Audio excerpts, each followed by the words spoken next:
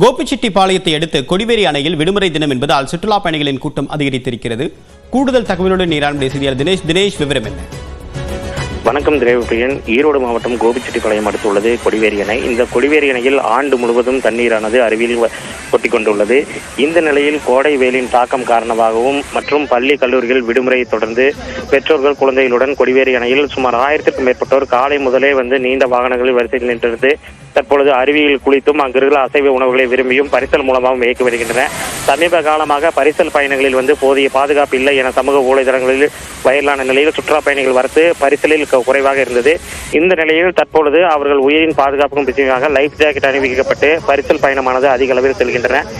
கிட்டத்தட்ட தற்போது வரை மட்டுமே கிட்டத்தட்ட 2000 சுற்றுலா பயணிகள் கொடிவேரி அணையில் வந்து கொண்டிருக்கின்றன.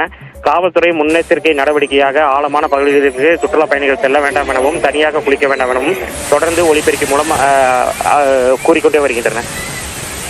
விரிவான தகவலுக்கு நன்றி.